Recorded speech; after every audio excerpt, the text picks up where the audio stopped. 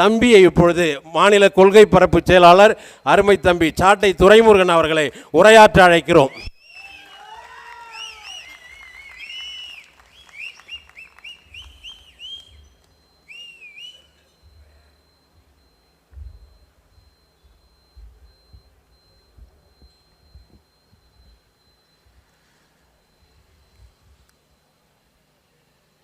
மாதமோ சித்திரை மணியோ பத்திரை உங்களுக்கெல்லாம் வருகிறது நித்திரை அப்படின்னு சொல்ல வச்சிருவாங்களோ, பத்திரைக்கு தான் கொடுப்பாங்களோ நினைச்சேன். பரவாயில்ல, இறக்கப்பட்டு கருணைப்பட்டு என் மேலே கொண்ட பேரன்பின் காரணமாக 9:30 மணிக்கு கொடுத்த உறவுகளுக்கு நன்றி.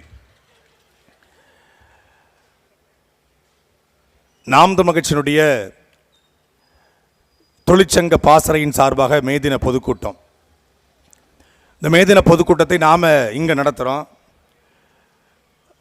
இந்த அரசு இன்றைக்கு காலையில் தமிழ்நாட்டுடைய முதலமைச்சர் மரியாதைக்குரிய ஐயா முத்துவேல் கருணாநிதி ஸ்டாலின் அவர்கள் உழைப்பாளர் தினத்தினுடைய உழைப்பாளர் சிலைக்கு மாலையிட்டு மரியாதை செலுத்தி உழைப்பாளர் தினத்தை கொண்டாடியிருக்காரு. கொண்டாடிட்டு சும்மா இல்லை, எங்கே போனாலும் ஒரு 5-6 ஸ்டிக்கரை கையில் அழுட்டு போவாங்க. முத்துராமலிங்க தேவர் நினைவகத்துக்கு போனால் நாங்கள் தான் மணிமண்டபம் கட்டி கொடுத்தோம். இம்மானுவேல் சேகரன் நினைவகத்துக்கு போனால் நாங்கள் தான் மணிமண்டபம் கட்டி கொடுத்தோம். அப்படியே கன்னியாகுமரிக்கு போனால் நாங்கள் தான் திருவள்ளுவர் சிலையை கட்டி கொடுத்தோம். என்னமோ திருக்குறளை உட்காந்து பக்கத்தில் எழுதுன மாதிரி சொல்லுவாங்க. அதே மாதிரி இந்த உழைப்பாளர் தினத்துக்கு போயிட்டு முதல்ல மே தினத்துக்கு விடுமுறை விட சொன்னது அண்ணா, விடுமுறை விட்டது எங்கள் அப்பா, சொல்கிறது இந்த அப்பா அப்படின்னு தப்பாக சொல்லியிருக்காரு அந்த அப்பா. மே தினத்துக்கு விடுமுறை விட்டு மே தினத்தை கொண்டாட வச்சோம், சம்பளத்துடன் கூடிய விடுமுறையை கொடுத்தோம். அதனால உழைப்பாளர்களை தினத்தை கொண்டாடுகிற உரிமை எங்களுக்கு இருக்கிறது என்று ஐயா ஸ்டாலின் சொல்றாங்க. நான் சுத்தி வளைச்செல்லாம் பேச விரும்பல, நேரமும் இல்லை, நேரம் நாட்டுக்கு வந்துடுறேன். 1970 உழைப்பாளர் தினத்தை கொண்டாடுகிற உரிமை எங்களுக்கு இருக்கின்ற பேசுகிற மரியாதைக்குரிய ஐயா ஸ்டாலின் அவர்களே 1970 தம்பி சே கூட சொன்னார். இதே திருப்பூர்லேருந்து 15 கிலோமீட்டர் தொலைவில் 8 காசு இருந்த மின்சாரத்தை 10 காசாக உயர்த்திய 2 காசு உயர்த்தி விட்டார்கள் என்று மின்சார கட்டணத்தை குறைக்க போராடிய மாரப்ப கவுண்டர், ஆயி கவுண்டர், பெருந்தகை ராமசாமி, ஈரோட்டு ராமசாமி இல்ல, இது வேற நம்ம தாத்தா ராமசாமி என்ற 3 பேருடைய நெஞ்சிலும் துப்பாக்கி கொண்டு பாய்கிறது. மறுநாள் காலையிலே பத்திரிகையாளர் சந்திப்பு. தமிழ்நாட்டுடைய அன்றைய முதலமைச்சர் ஐயா ஸ்டாலினுடைய தந்தை, ஐயா உதயநிதியுடைய அப்பா தாத்தா, இன்பநிதியுடைய கொள்ளு தாத்தா, அப்புறம் நாளைக்கு துன்ப நிதி, துயர நிதி, துக்க நிதி, பல நிதி வரக்கூடிய அவருடைய தலைவர் ஐயா கலைஞர் கருணாநிதி பேசுறாரு.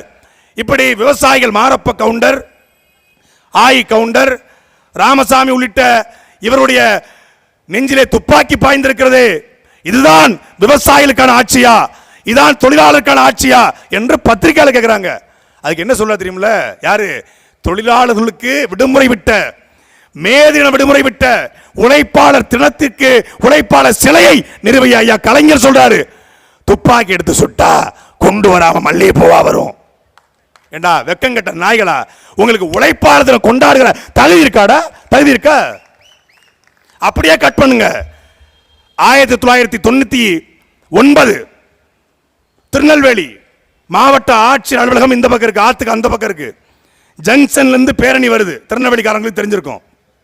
ஜங்ஷன்ல இருந்து பேரணி என்ன கேட்டு 70 ரூபாய் கூலி உயர்வை, கூலியை 100 ரூபாயை உயர்த்த வேண்டி போராடுவது யாரு? 1924 இருந்து மாஞ்சோலையிலே வேலை பார்க்கக்கூடிய மாஞ்சோலை தேயிலத்தட்ட தொழிலாளர்கள். ஒரு Bombay company, Bombay trading corporation ஒரு பாம்பே கம்பெனி, மும்பை கம்பெனி, அவன் தான் கூலி தரணும். தமிழ்நாடு அரசு வேண்டாம், தமிழ்நாடு அரசு அவன் பேசி கூலியை தரணும். 70 ரூபாயை 100 ரூபாயை உயர்த்துங்கள் என்று தேவேந்திர குல சொந்தங்கள், அருந்ததியர், மறவர், பறையர், இஸ்லாமியர் உள்ளிட்ட சொந்தங்கள் போராடுறான். மரியாதைக்குரிய புதிய தமிழகத்தினுடைய கட்சியின் தலைவர் ஐயா டாக்டர் கிருஷ்ணசாமி, இன்றைய சபாநாயகர் சொல்லின் செல்வர் ஐயா அப்பாவு தலைமையில் போராட்டம். இஸ்லாமிய இயக்கங்கள் எல்லாம் இருக்கான், போராட்டம் போயிட்டு இருக்கு. அங்கிருந்து உத்தரவு, திருநெல்வேலி மாவட்ட கண்காணிப்பாளருக்கு உத்தரவு, சுட்டு தள்ளு. சுடும்போது ஒவ்வொருத்தரும் என்ன சொல்லி சுட்டான்? பல்லப்பைய உனக்கு, போராட்டம் எதற்கு என்று சுட்டான். சொன்னது யாரு? இன்றைய சபாநாயகர் ஐயா அப்பாவு. யூடியூப்ல இருக்கு, பார்த்து பார்த்து 19 பேரை. அது ஒரு பெண் ஆத்துக்குள்ள விழுந்துடுறா, தத்தளிச்சு திருப்பி வந்துடுறா. வந்தவள் தன்னுடைய 3 வயது குழந்தைய அணைச்சி எப்படியாவது ஆத்துக்குள்ள வெளியே வரும் தவித்த பொழுது குழந்தைய புடுங்கி ஆத்துக்குள்ள வீசி அவன் நெஞ்சில மிதிச்சு ஆத்துக்குள்ள தள்ளி ஆத்துக்குள்ள மத்து சட்டமே 19 பேர். அந்த 19 பேருடைய சாவையும் தொழிலாளருடைய சாவையும் சகித்துக் கொண்டிருந்த கருணாநிதியின் வாரிசுக்கு தொழிலாளர் தினம் கொண்டாட என்ன மயிரா தகுதி இருக்கு? என்ன தகுதி இருக்கு? வெக்கம் இல்லாம எங்க அத்தா ஒருத்தர் இருக்கார் ஊர்ல, 35 வருஷம் கம்யூனிஸ்ட் கட்சியில் இருந்தவர். அவரு ஊர்ல ஒரு கொடி ஏத்துனாரு. எந்த கொடிய?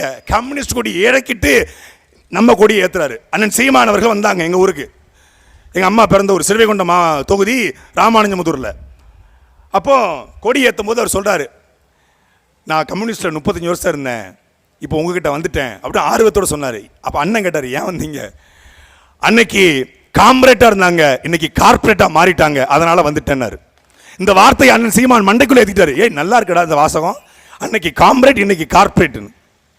அக்கா கார்த்திகா சொன்னாங்க, எந்தெந்த நிறுவனத்திலெல்லாம் இந்த கம்யூனிஸ்ட் கட்சிகள் பணம் வாங்கியிருக்கிறது என்று. எலெக்ஷன் பாண்டுல, தேர்தல் பத்திரத்தில் பாஜக, காங்கிரஸ், திமுக அடுத்தபடியாக இந்தியாவில் பல்வேறு முதலாளியம் கையேந்திய ஒரே கட்சி இந்த கேவலப்பட்ட கேடுகட்ட கம்யூனிஸ்ட். இவனுக்கு தொழிலாளர் பத்தி என்ன அக்கறை இருக்கு? 1970 99 மட்டும் இல்ல, இப்போ சமீபத்தில் ஸ்ரீபெரும்புதூர்ல சாம்சங் தொழிலாளர்கள் போராட்டம். என்ன? அதே போல சங்கம் வைப்பதற்காக சாம்சங் தொழிலாளர்கள் ஒரு அணியாக மாறி சங்கம் அமைக்கின்ற சொல்றான். அந்த திமுக என்ன பண்ணுது? அந்த முதலாளிகிட்ட பேசி அவனுக்கு ஆதரவா இருக்கக்கூடிய, அந்த முதலாளி வர்க்கத்துக்கு ஆதரவா இருக்கக்கூடிய ஒரு 10 பேரை உருவாக்கி, அவன் ஒரு சங்கத்தை உருவாக்கி, ஒரு பெரிய பெட்டி கடைக்கு பக்கத்தில் இன்னொரு சின்ன கடையை போட்ட மாதிரி இவன் ஒரு கடையை விரிச்சிட்டான். இன்னைக்கு சாம்சங் தொழிலாளர் சங்கம் உருவாக்கப்பட்டிருக்கிறது என்றால் அதுக்கு ஒரே ஒரு காரணம், நாம் தமிழர் கட்சியுடைய தொழிற்சங்கமும் செந்தமிழன் சீமானும் மட்டும்தான். களத்தில் இறங்கி நின்றது நாம் தமிழர் கட்சி. எல்லாரும் சொன்னாங்க அந்த தொழிலாளர், பின்னலாடை தொழிலாளர்கள் பாதிக்கப்பட்டிருக்காங்க, நெசவு தொழிலாளர்கள் பாதிக்கப்பட்டிருக்காங்கன்னு. தமிழ்நாட்டில் பாதிக்கப்படாத ஒரு தொழிலாளர் காட்டுங்க. 8 மணி நேரம் வேலைக்கு தான் இந்த போராட்டம். 1886 8 மணி நேரம் வேலைக்கு தான் போராட்டம். 8 மணி நேரம் வேலை, 8 மணி நேர சொந்த வாழ்க்கை, 8 மணி நேர ஓய்வு என்பது தொழிலாளருடைய கோரிக்கை. அது நிறைவேற்றப்பட்டு 120 வருஷம் ஆச்சு. ஆனால் இன்றைக்கும் 8 மணி நேர வேலை சாத்தியம் இருக்கிறதா? வண்டி ஓட்டுநர், அரசு பேருந்து ஓட்டுநர் 8 மணி நேரம் ஓட்டிடுவாரா? மருத்துவர் 8 மணி நேரம் வேலை பார்க்கறாரா? செவிலியர் 8 மணி நேரம் வேலை பார்க்கறாங்களா? யார் 8 மணி நேரம் வேலை பார்க்கறா? 8 மணி நேரம் வேலை பார்க்குற ஒரே ஆள் திமுக ஊப்பி மட்டும்தான். 8 மணி நேரம் ட்விட் போடுறான் உட்காந்து. அவன் ஒருத்தன் தான் 8 மணி நேரம் வேலை பார்க்கறான், வேற எவனும் 8 மணி நேரம் வேலை பார்க்கறது இல்லை. கொத்தடிமை முறை ஒழிக்கப்படல. இன்னைக்கும் அங்கங்க சொல்றான் கொத்தடிமை முறைகள் மீட்டெடு கொண்டு வந்திருக்கோம். ஆனா 1920 இந்தியாவில் கொத்தடிமை முறை ஒழிக்கப்பட்டுச்சு.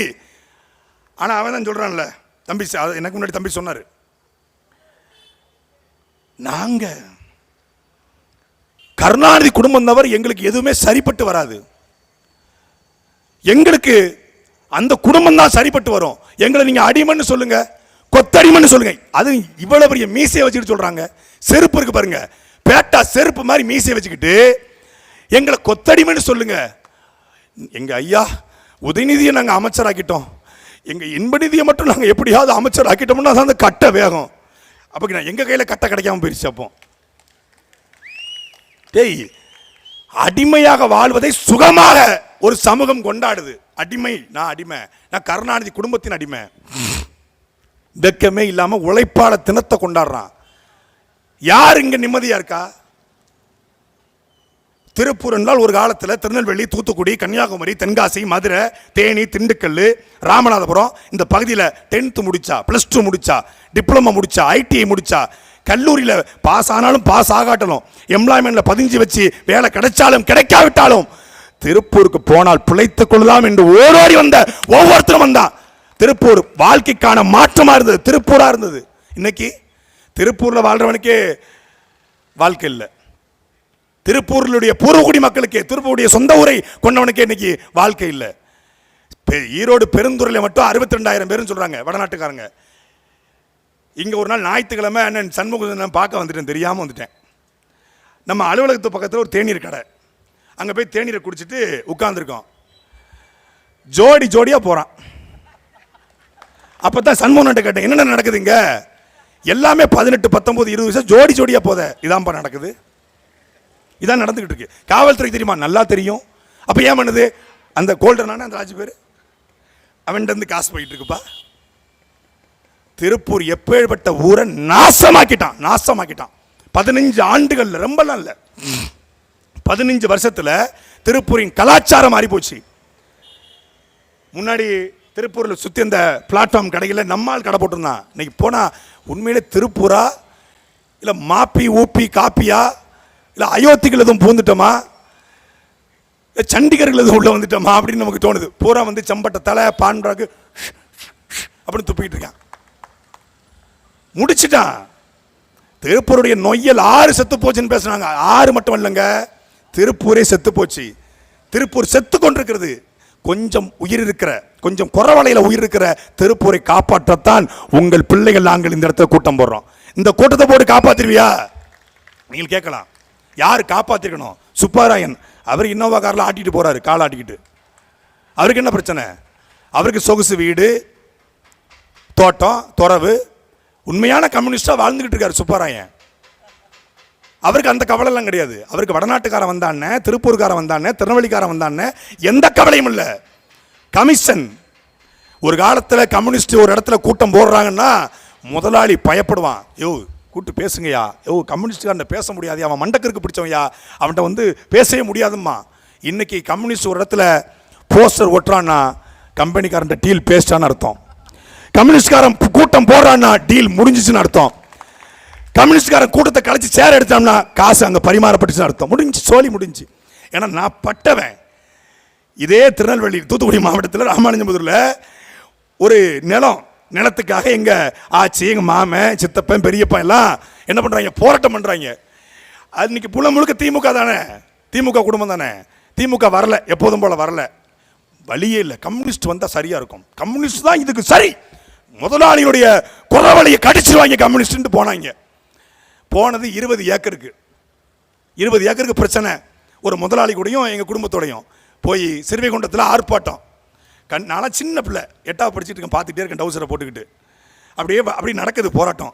2.5 வருஷமா நடக்குது. எக்ஸல் சூப்பர்ல வந்து அந்த கம்யூனிஸ்ட் கட்சியினுடைய ஒன்றிய செயலாளர் சத்தியமா சொல்றேன், டாடா சுமோல போனாருங்க 2 வருஷத்துல. 2 வருஷத்துல போனா. டிவிஎஸ் 50 வச்சிருந்த எங்க மாமன் சைக்கிளுக்கு மாறினான். புரிஞ்சிச்சுல? கம்யூனிஸ்டுடைய தியாக மனப்பான்மை புரிஞ்சிருக்குமே. ஏன்னா போய் சொல்லல, ரெக்கார்டு பத்திரிகை செய்தி வந்திருக்கு. எங்க ஆட்சி கிணத்துக்குள்ள வந்து தற்கொலை பண்ண போய் காப்பாத்தி அப்புறம் கம்யூனிஸ்டுகள் வந்து காப்பாத்தினாப்ல பண்ணாங்க. இது ஒரு எக்ஸாம்பிள், எடுத்துக்காட்டு. திருப்பூருக்கும் அத நிலைமை, ஈரோட்டுக்கும் அத நிலைமை, கோயம்புத்தூர்லயும் அத நிலைமை. கம்யூனிஸ்டுகள் செத்து போயிட்டான். அவன் உண்மையா கம்யூனிஸ்ட் உயிரோட இருந்திருப்பான்னா கேரளாவிலிருந்து நாயை கொண்டு விடுகிற, கேரளாவிலிருந்து குப்பையை கொட்டுகிற கேரளா முதலமைச்சர்கிட்ட பார்த்து, ஏன் மண்ணடா இது, எப்படா நீ நாயை விடுவ, எப்படா நீ குப்பையை கொட்டுவ, எப்படா மருத்துவ கழிவை போடுவன்னு ஒரு கம்யூனிஸ்ட், ஒரு சிவப்பு குடி பிடிச்ச ஒரு மான தமிழன் ஒருத்தன் கேட்கலையே. காம்ரேட் பினராயி விஜயன் நாயை கொண்டு விடுறாரு, தெருநாயை. இங்க ஏற்கனவே தெருநாய் அதிகமா இருக்கு. நான் திமுக காரங்க சொல்லல, பொதுவா சொல்றேன், தெருநாய் தமிழ்நாட்டில் அதிகம். ஏன்னா தமிழ்நாடு அரசு தெருநாய்களை கட்டுப்படுத்த 4000 கோடி ரூபாய் ஒதுக்கி இருக்கு. எந்த தெருநாய் நீ திருப்பி கேட்குறீங்க பாருங்க. தெருநாய்ங்க நிறைய தொல்லை தாங்க முடியல. தெருநாய்கள் இன்னைக்கு எல்லா துறையிலும் இருக்கு, காவல்துறையில கூட இருக்கு. அதான் ஐ மீன் மோப்ப நாய்கள். திருச்சியில ஒரு மோப்ப நாய் இருக்கு, அருமையான நாய். சென்னையில் ஒரு மோப்ப நாய் இருக்கு, அருமையான நாய். காவல்துறை நாய் நல்லா மோப்பம் பிடிக்கும், பயங்கரமா மோப்பம் பிடிச்சது, பயங்கரமா பண்ணிக்கிட்டு இருக்கு. சேட்டை வழக்கு போட்டா, காரை உடைச்சா, செல்ல களவாண்டு ஆடியோ ரிலீஸ் பண்ணா பயந்துருவாங்க, மிரட்டுவாங்க. டேய், என்ஐஏவே பார்த்துட்டு உட்கார்ந்துருக்கோம்ல. என்ஐஏ இந்தியாவினுடைய உச்சபட்ச புலனாய்வு அமைப்பு. என்ஐஏ எண்ணெயை தொட்டி எவனாவது உள்ள போமதுக்கான வந்தா எண்ணெயை வந்தார்கள். எண்ணெயை வந்ததுனால எங்களுக்கு சோதனை வந்தனால நிரூபிக்கப்பட்டது யாரு? நாம் தமிழர் கட்சியினுடைய தம்பிமார்களும் நாம் தமிழர் கட்சியும் நிரூபிக்கப்பட்டது. நாங்கள் இந்தியாவுடைய அரசியலமைப்பு சட்டத்துக்கு உட்பட்டு, இந்திய தேர்தல் ஆணையத்துக்கு உட்பட்டு ஜனநாயக உள்ள கட்சி கட்டுவோம் என்பதை என்னைய சோதனை போட்டு நிரூபிச்சுட்டு போயிட்டாங்க. இவங்க வழக்குக்கு போட்டு பேசுனா வழக்கு போட்டுருவாங்க. பேசுனா வழக்கு போட்டுனா அப்புறம் என்ன சுதந்திரம்? எப்படி மீம் போட்டா பாம் போட்ட மாதிரி கைது பண்றது. ஃபேஸ்புக், ட்விட்டர், இன்ஸ்டா, யூடியூப் பேசுனா வழக்கு. கடை சுதந்திரத்தை கொண்டாடுவாங்க. கோட்டையிலே முதலமைச்சர் கொடியேற்றினார். என்னடா கொடியேற்றிய?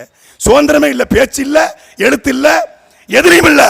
ஆனால் சுதந்திர தினம் அதே மாதிரிதான் அம்மாவை பட்டினியா போட்டுட்டு ஹாப்பி மதர்ஸ் டே அப்படின்னு வாட்ஸ்அப் ஸ்டேட்டஸ். பொண்டாட்டிக்கு மல்லிப்பூ கூட வாங்கி கொடுக்க மாட்டான், பொண்டாட்டியை மதிக்க மாட்டான், பொண்டாட்டியை அடிப்பான். Happy women's day. குழந்தைகளை படிக்க வைக்க மாட்டான், குழந்தைகளை அடிச்சு வேலை வாங்கி அதுல குடிப்பான். Happy children's day. உழைப்பாளர் ரத்தத்தை வேர்வையா உறிஞ்சுவான், மாஞ்சோலை தேயிலை தொழிலாளர்களை கொல்லுவான், விவசாயிகள் மீது குண்ட சட்டம் போடுவான். மே தினம் மாயிர புடுங்கின தினம். உனக்கு என்ன கேடு? செய்யார்ல சிப்காட் தொழிற்சாலை எதிர்த்து போராடிய 19 விவசாயிகள் மீது குண்ட சட்டம் போட்டதை இந்த மண்ணில் இருந்த மானமுள்ள கம்யூனிஸ்ட் என்கிற கம்யூனிஸ்ட் கண்டித்தீர்களா? அப்புறம் என்ன கண்டிச்சவன் யாரு? இந்த நிலத்துல ஒரே தலைவன், ஒரே ஆண்மகன், பிரபாகரனுடைய பிள்ளை எங்கண்ணன் செந்தவனன் சீமான் மட்டும் கண்டிச்சாரு. போடுறா குண்டாச. 5 நாள்ல ரிவோக் பண்ணான் குண்டாச. உடைச்சு வெளியே வந்தாங்க விவசாயிகள். இன்னைக்கு கிட்டத்தட்ட 1000 நாட்களாக சென்னை ஸ்ரீபெரும்புதூர் பக்கத்தில் பரந்தூர்ல 1000 நாட்களாக விவசாயிகள் போராடுறான். அவன் உனக்கு தொழிலாளர் இல்லையா? அவன் உனக்கு உழைப்பாளி இல்லையா? அவனுக்கு மேதினம் கிடையாதா? அப்புறம் என்ன மேதினம்? மேதினம் என்ன தினம்? 1000 நாளா போராடுறான் ஐயா. என்னத்துக்கு?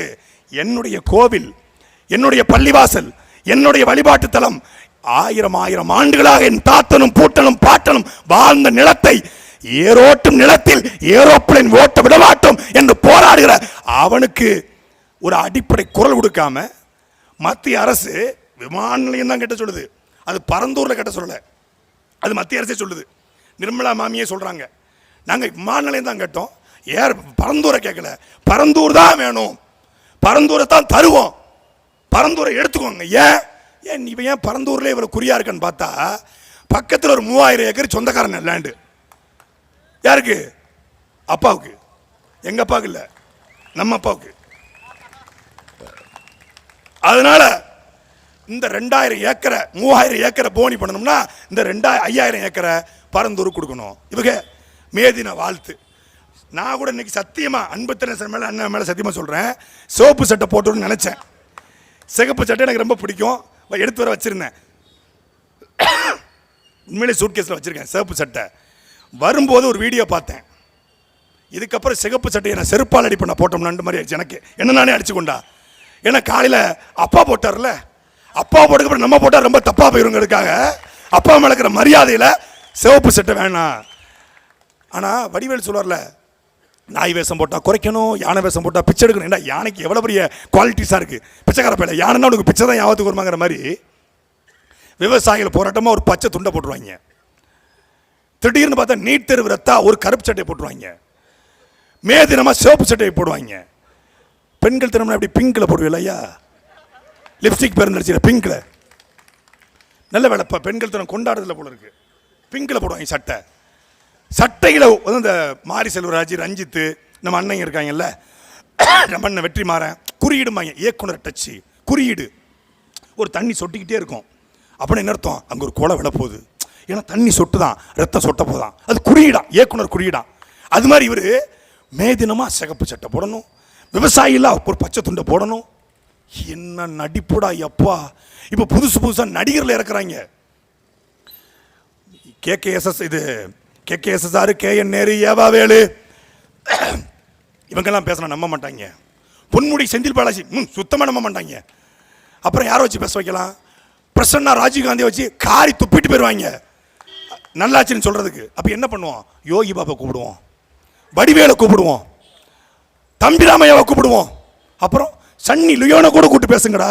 சன்னி லியோனை கூப்பிட்டு இறங்கிட்டாங்க. இன்னும் ஒரு வருஷம் பாருங்க, இந்தியா முழுமைக்குடைய எல்லா நடிகரும் வந்து பேசுவாங்க. Stalin G Mere Jaat hey, this ஆட்சி ஹே வெரி குட் போத் ஹே மாங்க. ஐயா ஸ்டாலின் போல வருமா? அவரை மாதிரி உழைக்க முடியுமா? என்னடா உழைக்கிறீங்க? எனக்கு ஒரு புரியவே இல்லை. அண்ணன் கூட சொன்னாங்க, ஸ்டாலின் என்றால் உழைப்பு உழைப்பு உழைப்பு என்று கருணாநிதி சொன்னார். இப்பொழுது அவர் உயிரோடு இருந்திருந்தால் நெஞ்சை நிமிர்த்தி சொல்லி இருப்பார், ஸ்டாலின் என்றால் சாதனை சாதனை சாதனை. எனக்கு மைண்ட் வாய்ஸ், அவர் உயிரோடு இருந்தா நீ முதலமைச்சர் ஆயிருக்க மாட்டேல. அவர் உயிரோடு இருந்தா இவர் சாதனை சாதனை. என்ன சாதனைன்னு கேட்டா 5 லட்சம் கோடி 5 லட்சம் கோடி வெளிநாட்டிலிருந்து முதலீடு இந்தியாவுக்குள்ள வந்திருக்கான். நம்ம தெரியாம கேட்போம், திருப்பூர்ல தமிழர்கள் வாழ்ற ஊர்ல கேட்போம். இங்கிருந்து மரியாதைக்குரிய ஐயா ஸ்டாலின் அவர்கள் அமெரிக்கா போனாங்க முதலீட்டை இருக்க, அரபு நாடுகளுக்கு போனாங்க, சிங்கப்பூருக்கு போனாங்க, ஐரோப்பிய நாடுகளுக்கு போனாங்க. நான் கேட்கிறேன், திருப்பூர்ல முதலாளியே இல்லையா? திருப்பூருக்கு ஏன் ஒரு முறை கூட வரல? திருப்பூர்ல இல்லாத முதலாளி உங்களுக்கு அரபு நாட்டிலையும் அமெரிக்காவிலையும் சிங்கப்பூர்ல இருக்காங்களா? திருப்பூர் முதலாளிக்கு கூப்பிட்டு உனக்கு என்னையா பிரச்சனை? அந்நிய செலாவணியாக நீ இவ்வளவு ஈட்டி கொடுக்குற, உனக்கு என்ன பிரச்சனை? நூல் விலை அதிகமாயிருச்சா? இங்க இருக்கக்கூடிய வேலை வாய்ப்புக்கு ஆள் இல்லையா? என்னைக்காவது ஒரு நாள் திருப்பூர்ல, கோயம்புத்தூர்ல, ஈரோட்ல ஒரு நாள் ஐயா பேசியிருப்பாரா? பேச மாட்டாங்க. ஏன்னா இந்த முதலாளிகளை மொத்தமா அழிச்சு முடிக்கிறதா அவங்களுடைய வேலையே.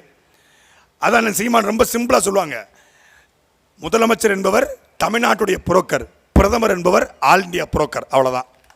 புரோக்கர்கள், தரகர்கள்.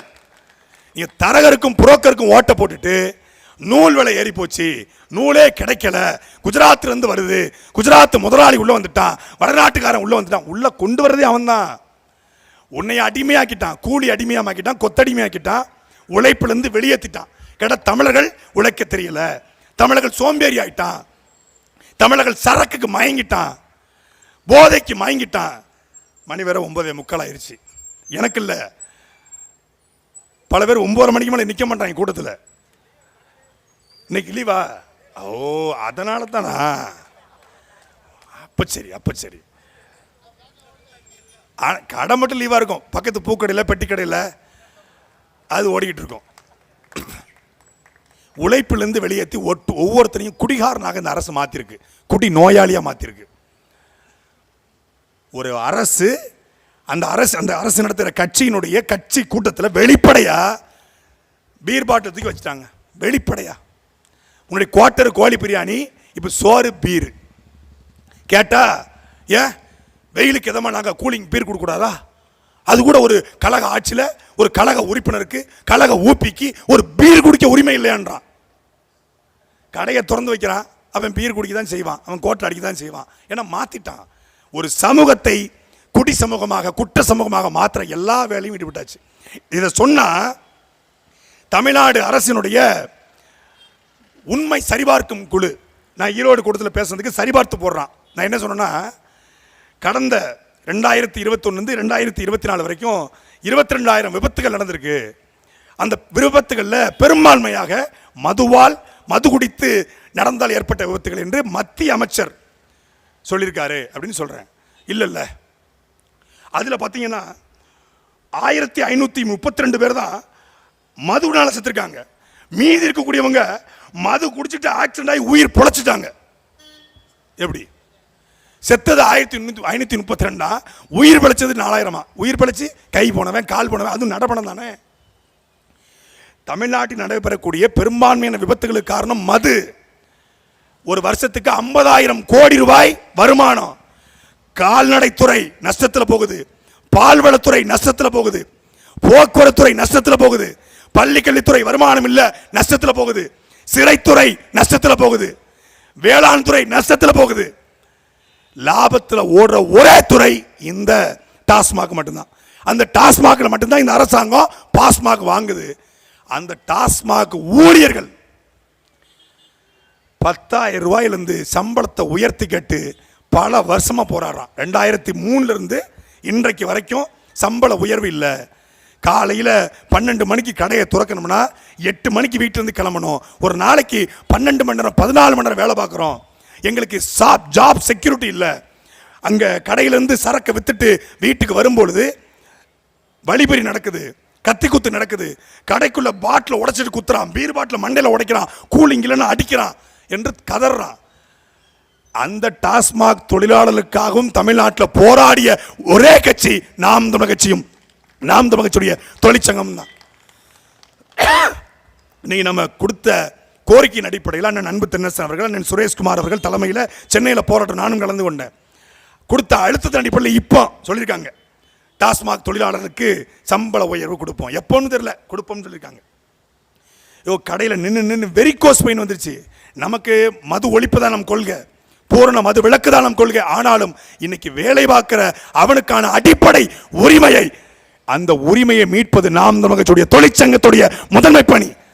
எங்களுக்கு மது விலக்கு கட்டாயம், ஆனால் வேலை பார்க்குறவன் எங்காலா இருக்கிறான். இப்படி எந்த துறையிலும் எந்த தொழிலாளியும் நிம்மதி இல்லாத ஒரு ஆட்சி இந்த திமுக ஆட்சி. அதை வீட்டுக்கு அனுப்பக்கூடிய காலம் விரைவில் வந்து கொண்டிருக்கிறது. ஐயா ஸ்டாலின் சொல்றாங்க, தூத்துக்குடி அதிமுக ஆட்சி ஒரு துப்புக்கட்ட ஆட்சி, அதுக்கு தூத்துக்குடியே சாட்சி, அது ஒரு சனியம் பிடிச்ச ஆட்சி, அதுக்கு சாத்தாங்குளமே சாட்சி அப்படின்னு ஐயா ஸ்டாலின் சட்டசபையில் பேசுறாங்க. அது துப்புக்கட்ட ஆட்சி, அதுக்கு தூத்துக்குடியே சாட்சின்னா இது வெக்கங்கட்ட ஆட்சி, அதுக்கு வேங்கி வயலே சாட்சி.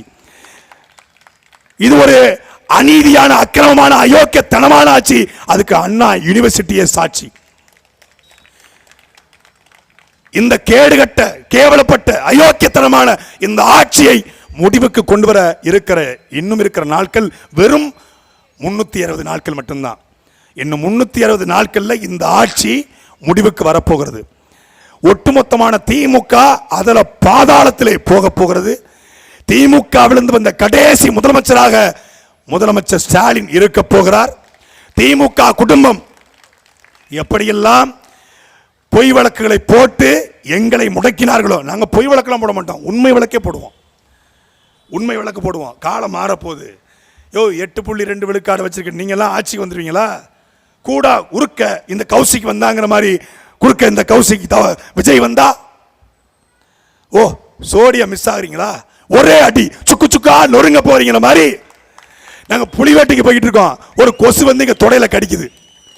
புலிவேட்டைக்கு போகும்போது கொசுவை கடிச்சா நம்ம என்ன பண்ணுவோம்? கொசு உட்காந்து அடிப்போமா அப்படின்னு ஊதிட்டு போவோம். அது மாதிரி ஊதி தள்ளிட்டு போயிட்டே இருப்போம். கொள்கையற்ற கோட்பாடற்ற. நான் சத்தியமா சொல்றேன், ஒரு கட்சியில யாராவது ஒருத்தர் பேச்சாளர் இருப்பான், ஒரு கட்சியில் இருக்கிற எல்லாரும் பேச்சாளர் இருக்கிற ஒரே கட்சி அது நாம் தமிழர் கட்சி மட்டும்தான். தலைவர்கள் பேசுவதை சமீபத்தில் நீங்க பார்த்திருப்பீங்க. எங்க அண்ணன் சிக்டா சொல்லியிருக்காங்க, டேய் சில பேர் பேரை மேடையில் பேசாதன்னு சொல்லியிருக்காங்க, அதனால பேசல. தலைவர்கள் பேசுறத மேடையில் பார்த்திருப்பீங்க. தமிழ்நாட்டில் சினிமாவை மட்டுமே புகழா நினைச்சுக்கிட்டு, சினிமாவை வச்சு மட்டுமே ஆட்சியை பிடிச்சதெல்லாம் நினைச்சுக்கிட்டு சில பேர் வர்றான். 4 நிமிஷம் பேசுறதுக்கு 40 தடவை துண்டறிக்கையை பார்க்குறான். நம்பிக்கைன்னு வாயில வரல. நமது அரசியல் என்பது